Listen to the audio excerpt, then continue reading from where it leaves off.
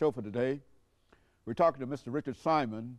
The profile is on his experiences being incarcerated in the penal system and on death row 16 years out of the 25 years and 4 months that he spent in the prison system. Of course, Richard, we were talking about some of your experiences and et cetera. Let's pick up at that point and continue. Okay, way back when, 1980, it was long before the gang situation got established. So you was free, you had to stand on your own back then, what I'm trying to say.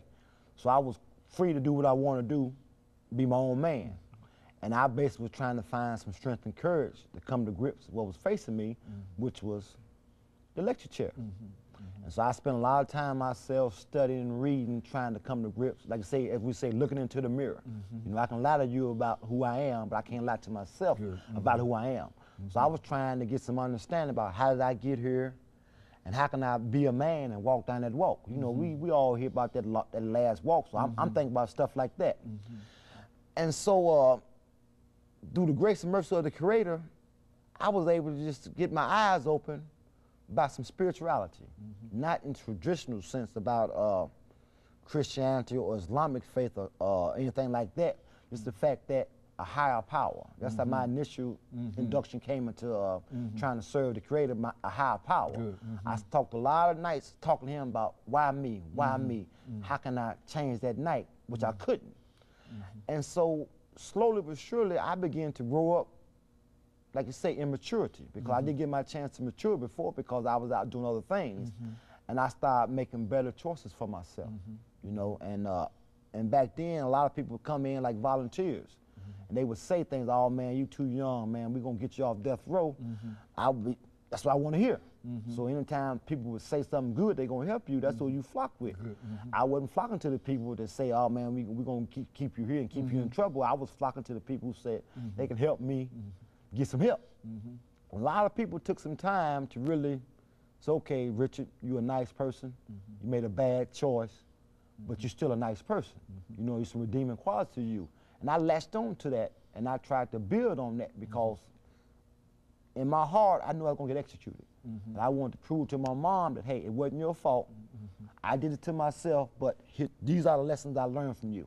So I spent a lot of time writing and trying to put into practice what we say to people. And slowly but surely, you know, I was able to grow up. You know, months became years in prison. I had been in like 5 or 6 years, and I embraced the Islamic faith.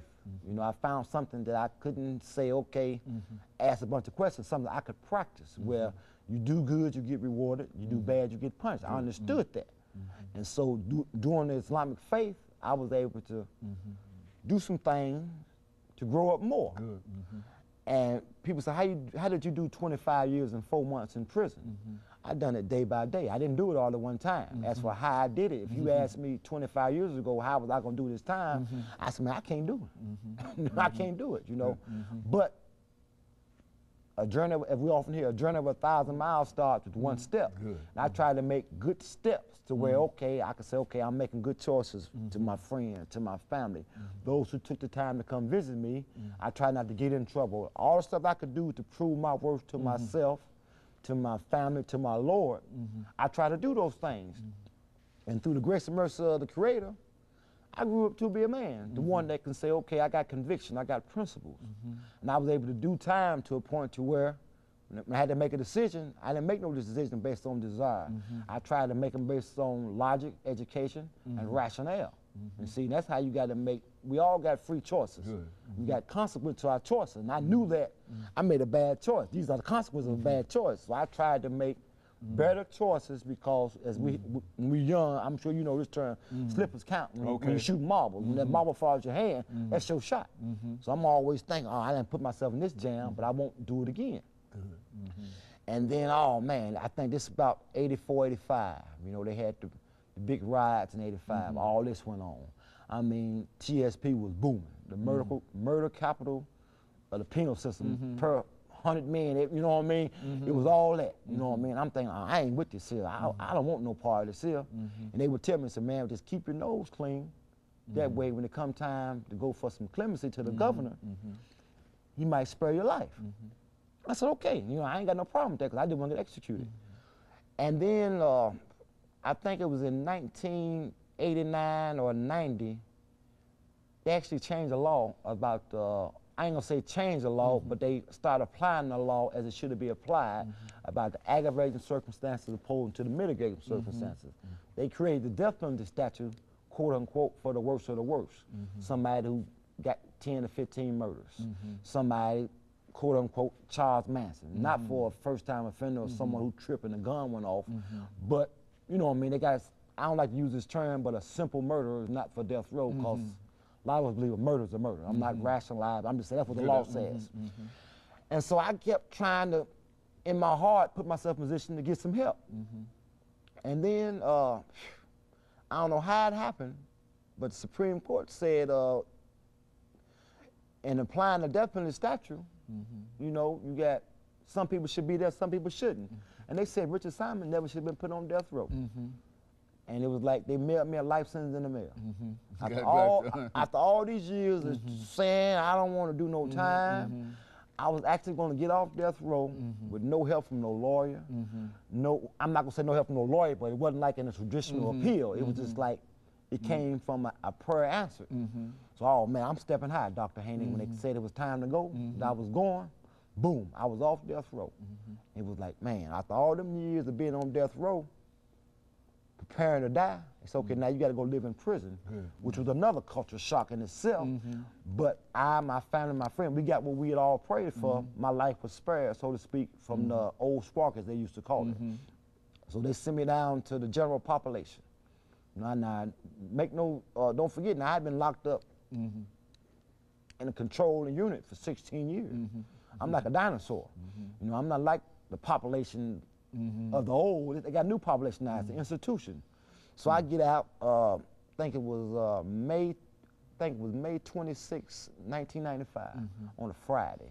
I got out, went down to the Riverbend Unit 6. I was out.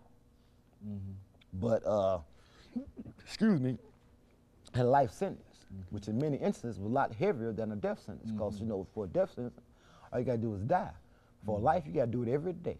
And back then, I had one of those ones to where you, it took close to 30 years to build it before they adjusted sentence and that kind of stuff. And it was kind of depressing to be off death row to where everybody had spirituality, everybody had camaraderie. I was back out in that married world again, to where people lying for a cigarette, people killing for a cigarette, and all that kind of stuff.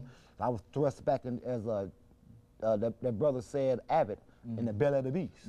And believe me, that's what it was. You know, if you don't know how to do time, you end up doing bad time. It took me a long time to really learn how to do time. And so I just started learning how to do the life sentence, not thinking I ever would get an opportunity to make parole, because 30 years is a long time, you know, you're doing it day by day. So I tried to find ways to be happy or be content. Can't be happy in prison. Well, I couldn't be happy in prison, to be content. And so with my religion, I started hanging around my brothers. That way, we had something in common. We prayed together, we played ball together, we lift weights together, and that kind of stuff. I still had my sight then. And so during that time, I still was, like we say, was learning how to do this time. And slowly but surely, I still was putting some on my involvement in being a man. So this was in 95, so I'm 35 now.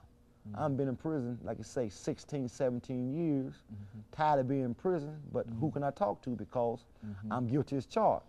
So I'm just doing time. I got a parole date now, but it's so far off, I'm still just doing time, doing it day by day.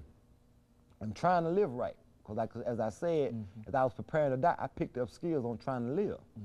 And I was blessed to meet a lot of good brothers who had got past all that penitentiary mentality and just was trying to be men. You know, like I say, a lot of times they say that people come to prison and pick up a Bible or Quran, but the Creator is going to show you how to be responsible and be respectful. You know what I mean? You can find manhood in religious books, and that's how I found my manhood in the religious books. Learn how to have self-respect, respect my cellmate, respect everybody else, and I just started being who I was destined to be, which was a nice person. I wasn't perfect. Okay, Richard, we're going to have to end this show for today over the last 30 seconds, but essentially this is the